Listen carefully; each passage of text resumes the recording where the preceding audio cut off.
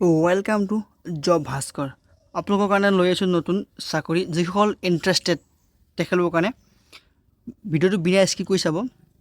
চাকৰিটো হৈছে geology and mining Assam recruitment 2026 14টা এছিষ্টেণ্ট কেমেষ্ট্ৰি ড্ৰিলিং ইঞ্জিনিয়াৰিং পোষ্টৰ চাকৰি ওলাইছে। ভূতত্ত্ব আৰু খনিজ সঞ্চালক অসমৰ চাকৰি হয়। এই এক্সামটো বা এই ৰিক্ৰুটমেণ্টটো কণ্ডাক্ট কৰে the Assam public service commissioner APSC দ্বাৰা। এই জবটো ৰিক্ৰুটমেণ্টটো সিহঁতে কৰিছে ৰিলিজ কৰিছে আৰু সিহঁতে সকলোখিনি A to Z এক্সামৰ সকলোখিনি সিহঁতে হেণ্ডেল কৰে APSC দ্বাৰাৰ পৰা। এই চাকৰিটোৰ বিষয়ে অলপ আপোনালোকক মই অভাৱী দেখুৱাই দিওঁ যাতে আপোনালোকে পিছলৈ গম পাব কি কি ভিডিঅ'টো মই দেখুৱাই আছোঁ। অৰ্গেনাইজেশ্যন কৰিছে APSCয়ে।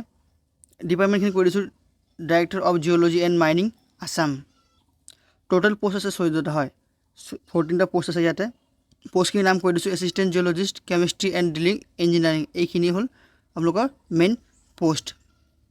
চাকৰিটো হৈছে অসম গভৰ্ণমেণ্ট জব, এইটো গভৰ্ণমেণ্ট জব হয়। অনলাইন হ'ব এপ্লাই আৰু লোকেশ্যনটো হ'ব অসমতে। লগতে অফিচিয়েল ৱেবছাইটটো কৈ দিছোঁ apsc.nic.in। ভেকেঞ্চিৰ বিষয়ে অলপ জনাই দিছোঁ। টোটেল ভেকেঞ্চি 11টা আছে আৰু ডিপাৰ্টমেণ্ট আপোনাক মই কৈ দিছোঁ প্ৰথমতে। চেলেৰিখিনি অলপ কৈ দিছোঁ 30,000 পৰা লৈ পেলাই 1,10,000লৈকে আপোনালোকৰ চেলেৰি হ'ব। কেটেগৰী বাছ অলপ মই দেখুৱাই দিছোঁ। UR 8টা, OBC MOBC এটা, SC এটা, STP এটা। টোটেল কেমেষ্ট্ৰি হয়, কেমেষ্ট্ৰিত দুটা টোটেল পোষ্ট আছে 2টা। ডিপাৰ্টমেণ্ট ছেম থাকিব আৰু চেলেৰি থাকিব 30,000 পৰা লৈ 1,10,000লৈকে, মানে ছেম চেলেৰি। পোষ্টখিনি মই কৈ দিছোঁ UR এটা, OBC MOBC এটা, টোটেল 2টা। 3 নম্বৰ পোষ্টটো হৈছে ড্ৰিলিং ইঞ্জিনিয়াৰিং পোষ্ট এটা, ছেম থাকিব ডিপাৰ্টমেণ্ট আৰু চেলেৰি ছেম থাকিব। এডুকেশ্যন কোৱালিফিকেশ্যনটো মই কৈ দিছোঁ এছিষ্টেণ্ট জিঅ'লজিষ্টৰ।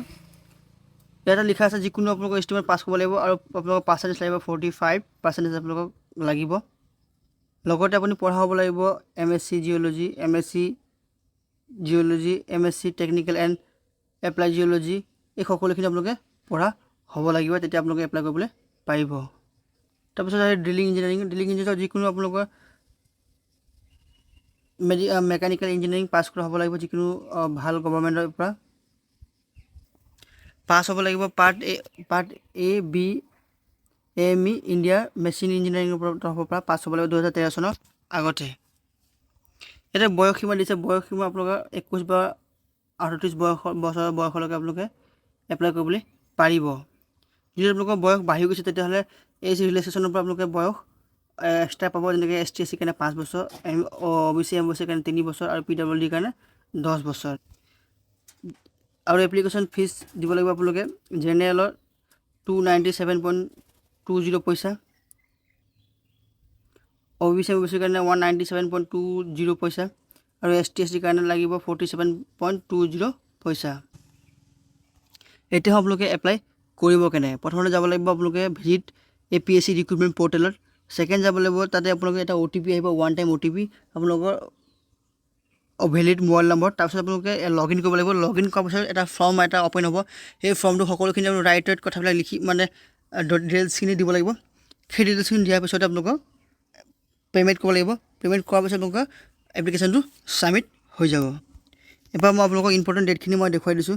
ষ্টাৰ্ট হ'ব 16 জুনৰ পৰা, লাষ্ট ডেট হ'ব 15 জুলাইলৈকে আৰু পে'মেণ্টৰ লাষ্ট ডে হ'ব 17 জুলাইলৈকে। আপোনালোকে লাষ্টত পইচা পে' কৰিবলৈ পাৰিব।